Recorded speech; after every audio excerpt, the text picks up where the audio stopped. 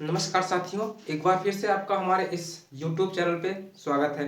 तो आज हम लोग जानेंगे पौधों में होने वाला रोग एवं उसके कारक के बारे में। इससे पहले मैं एक वीडियो बना चुका हूँ जिसमें मैंने वायरस से जो रोग होते हैं उसके बारे में और बैक्टीरिया से जो रोग होते हैं उसके बारे में मैंने बताया था। उसमें एक दो रोग मैंने फंगस से अर्थात कवक से जो रोग होते हैं उनके बारे में बताया था। ये पौधे में होते हैं उनके बारे में रोग बताया था। इस वीडियो में मैं आपको कुछ जो फंगस से बचे हुए पार्ट था रोग था उनके बारे में बताऊंगा और कुछ ऐसे रोग जो मिनरल की कमी से हो जाते हैं, मतलब कुछ माइक्रो न्यूट्रिएंट्स होते हैं उनसे जो रोग होते हैं पौधों में उनके बारे में बताऊंगा।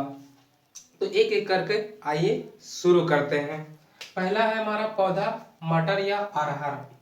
मटर या अरहर ये एक दलहनी फसल है।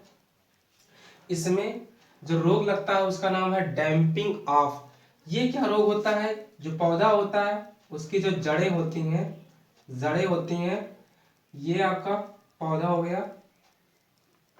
तो इसकी जो जड़ें होती हैं कई कारणों से सड़ जाती हैं, या फिर पौधे का विकास नहीं होता, या छोटा ही रहता है तब वो जड़ें सड़ जाती हैं, या फिर बड़ा हो जाता है तब भी सड़ जाती हैं। तो इसके दो तीन कारण हो सकते हैं। इसमें एक तो कारण है डैम्पिंग ऑफ डिजीज। ये जो है एक फंगस होता है राइजोक्टोनिया फ्यूजिसेरियम। कौन सा? राइजोक्टोनिया फ्यूजिसेरियम या फाइटोप्थोरा होता है। दूसरा कारण यह हो सकता है कि यहाँ पे हीट ज्यादा हो, हीट की वजह से भी इसकी जड़ें सड़ सकती हैं, या एक्सेसिव वाटर के कारण भी हो सकता है, मतलब अत्यधिक जल जमाव के कारण भी इसकी जड़ें सड़ सकती हैं और पौधा मुरझा सकता है, या फिर ठंडक बढ़ जाने के कारण भी पौधे में बहुत ज्यादा नमी आ जाने के कारण। हालांकि बात एक ही है वाटर के कारण, लेकिन कभी कभी क्या होता है ठंडी ज्यादा पड़ती है तो उसमें भी मिट्टी जो है उसमें बहुत ज्यादा नमी हो जाती है। इससे भी क्या होता है पौधा मुरझा जाता है और जड़ें सड़ जाती हैं। तो ये कुछ कारण होते हैं। एक्सेसिव जब मिनरल्स भी मिलते हैं, मतलब जो खाद होती है उसमें भी उसके कारण भी जो है जड़ें इसकी सड़ जाती हैं। नेक्स्ट है हमारा ब्राउन स्पॉट ऑफ।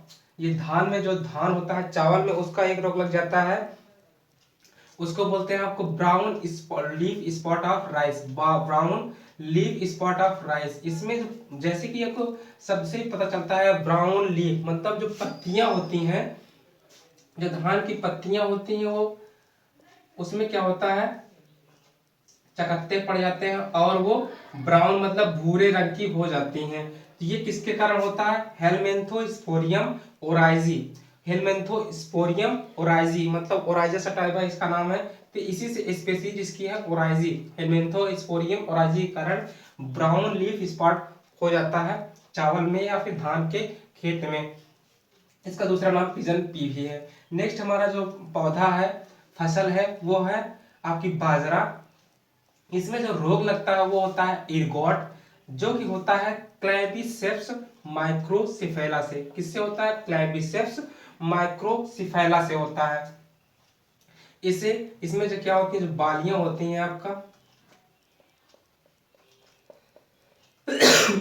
सॉरी, जो बालियां होती हैं वो क्या होती हैं, उनमें जो दाने होते हैं वो नहीं पड़ते हैं, या पड़ते हैं तो बहुत छोटे छोटे होते हैं और काले रंग के हो जाते हैं, और उसमें जैसे धुआं टाइप का दिखने लगता है, उड़ता और हवा चलती है धुआं टाइप का उसमें उड़ता है।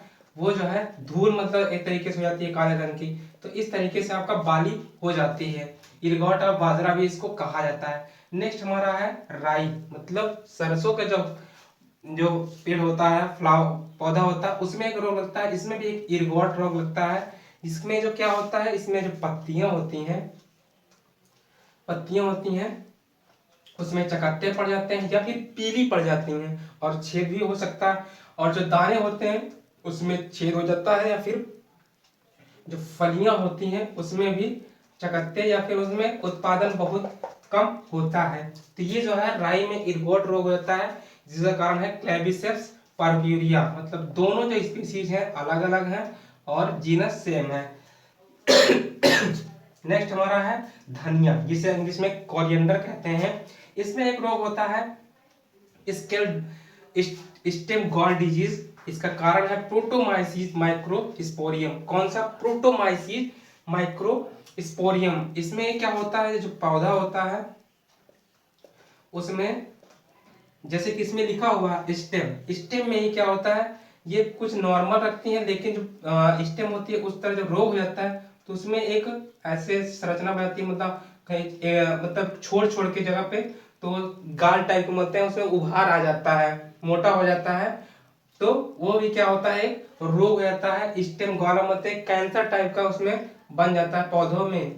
जैसे हम लोग कभी कभी चींटी वगैरह काट लेते हैं, सूजन आती है, उसी तरीके पौधों में भी क्या हो जाता है, इस पौधे में भी हो जाता है। और इसमें क्या होता है, इससे उत्पादन, मतलब फल और फूल तो लगते हैं लेकिन उत्पादन बहुत कम होता है। ऐसा क्यों होता है? क्योंकि जो जाइलम होती है वो क्या होती है, जाइलम और फ्लोएम ब्लॉक हो जाते हैं, जिससे जल या फिर जो भोज्य पदार्थ मिलता है धरती से वो नहीं मिल पाता है पूरे पौधे को, इसलिए ये जो है उत्पादन कम हो जाता है। नेक्स्ट हमारा जो मिनरल होते हैं, कुछ माइक्रो होते हैं, कुछ माइक्रो मतलब कुछ ज्यादा मात्रा में आवश्यकता होती है, कुछ कम मात्रा में। अक्सर क्या किसान क्या करते हैं, वही यूरिया या फिर डाई देते हैं, लेकिन पौधों को कुछ और भी चाहिए, उनको भी कुछ अलग अलग चीजें चाहिए, उसको भी देना चाहिए, तब जो है अच्छी फसल में पैदावार होती है। इससे एग्जाम में भी क्वेश्चन बनते हैं, ये जरूरी नहीं है कि मैं केवल आपको खेती किसानी सिखा रहा हूँ। तो ये धान में एक रोग होता है खैरा रोग। खैरा रोग, इसमें भी पत्तियां क्या होती हैं, पीली पड़ जाती हैं, पीली पड़ जाती हैं और चकत्ते नुमा बन जाती हैं। अक्सर ये क्या होता है, जब धान में कि जब पकने वाली फसल, पकने मतलब उसमें बालियां वगैरह आ जाती हैं, तब ये रोग लगता है, पत्तियां पीली पड़ जाती हैं, जिसके कारण क्या होता है, फसल में जो पैदावार होती है वो कम हो जाती है। फसल पत्तियां पीली हो जाती हैं, या फिर उनमें जो ये दोनों कारण हो सकते हैं, एक्सेसिव पानी के कारण, ज्यादा पानी इकट्ठा हो गया उसके कारण भी हो सकता है, या फिर कम पानी मिला है तब भी ये हो सकता है। लेकिन प्रमुख कारण जो है वो जिंक की कमी से होती है। जिंक को या फिर स्प्रिंकल करके या फिर डायरेक्टली ही दिया जा सकता है, तो इसकी कमी को पूरा करने से ये खैरा रोग दूर हो सकता है धान में। नेक्स्ट हमारा है मटर।